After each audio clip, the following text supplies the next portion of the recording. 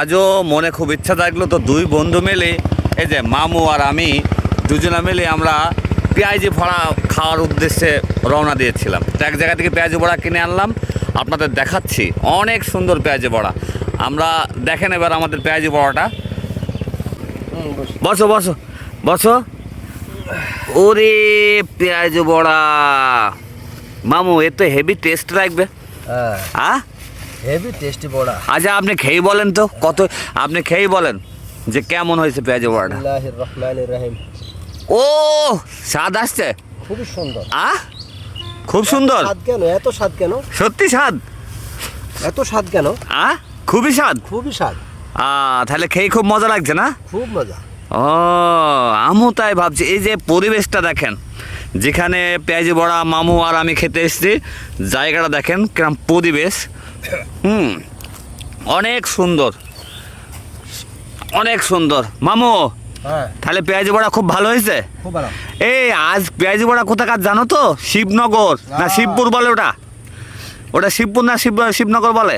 শিবনগর। অনেক অনেক সুন্দর পেঁয়াজি বড়া, খুব ফাইন বড়া। তাই না? তাহলে খাও। ওরে বাবা, ওকে। খুব স্বাদ, স্বাদ লাগছে খুব। খুব স্বাদ।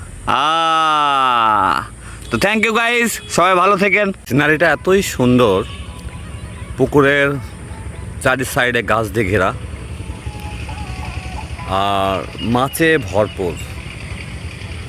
সিনারিটা খুবই ভালো লাগলো। এই যে আমার মামু দাঁড়ায় আছে, চলে যাবো এখনই। দুই সাইডেই পুকুর, মাঝখানে জমি ছিল, ওখানে বসেছিলাম।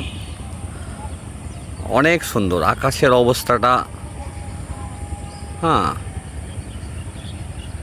তো সবাই মন চাইলে আপনারা এসেন আমঝুপি থেকে একটু দূরে কোলার মোড় থেকে ডবলপুর রোডে চলে আসবেন।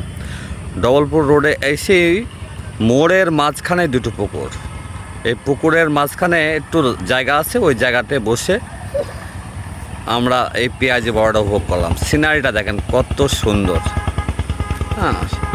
সবাই আসবেন, ভালো থাকেন।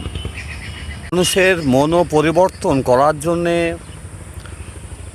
অনেক জায়গায় ঘুরতে হয়, যাতে মানুষের মনো পরিবর্তন হয়। তো আপনারাও ঘুরে যেন, এই জায়গাটা অনেক ভালো লাগবে। তো দোয়া করি আপনারা সবাই ভালো থাকেন, আর আমার ব্লগটা দেখবেন, রিপন ব্লগ। অবশ্যই একটা সাবস্ক্রাইব করবেন।